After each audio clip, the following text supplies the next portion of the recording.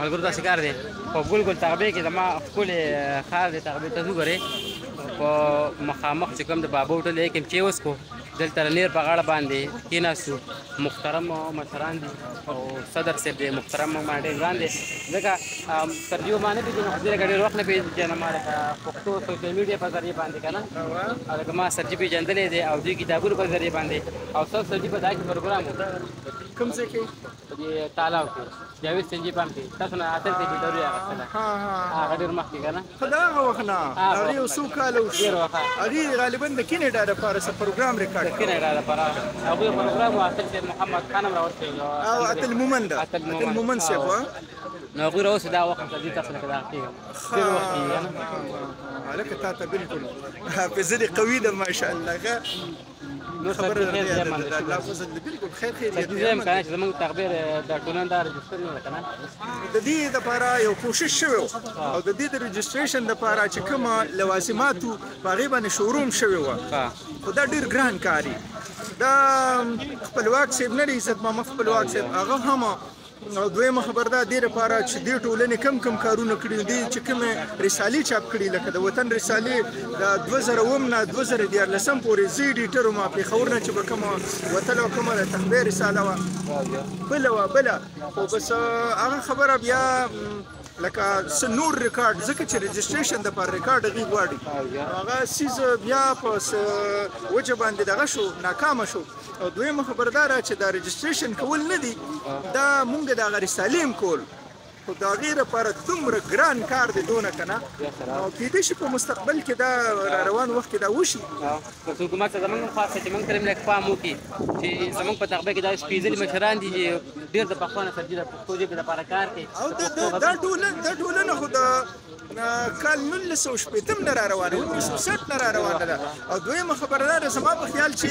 په دې صوبه کې به د بلې ټولنې ما نه دي اورېدلي چې د هغې زرین جشن نمانځلی شوی یعنې 50 کاله یې پوره شوي هغې نمانځلي انګلیش کې ورته ګولډن جوبلي وایي هغه د پښتو د دې ټولنې نمانځلي شوي او رحمت شاه سایل صاحب په خپله د دې خبرې قایله دی چې ما اولنۍ مشاعره کې دلته ګډون کړی دی دا ډېر اعزاز حاصل دی بالکل حکومت به زمونږ طرف ته پام نه کوي او حکومت ته موږ یو موږ حکومت ته خواست کوو او سوال ورته کوو زمونږ د تغبې ټولنې ته لږ پام وکړي دوی ته وګورئ دلته کوم شاعران دي هغوی له مینه ورکوي هغوی له داد ورکوي چې دا پښتو د نه روانه ده دا پښتو دي ښکلي مشرانو را ژوندی کړې ده او دې شاعرانو په وجه باندې پښتو بالکل قاضي اسر صاحب څومره کار کړی دی او څومره کتابونه چې د هغه لیکلي شوي کتابونه د ایم فل او پی ایچ ډي او ایم ای په هغې کې شامل دي او د زمونږ دلته لکه حسین احمد صادق صاحب د هغې نه علاوه نورو ډېرو کسانو ما پکې دغه 3 کتابونه لیکلي دي بله کارونه چې دي نو هغه د ابرار غر صاحب دی لکه غونډه کې خلک پېژني داسې خو یو کس نوم که اخلو لکه دا نیازبین صاحب مونږ سره ناست دی نو دا او دغسې اوس د دې درویش خان په شانتې پکې نوي کسان هم راځي که نه د دې کشر په شانتې ستاسو په شانتې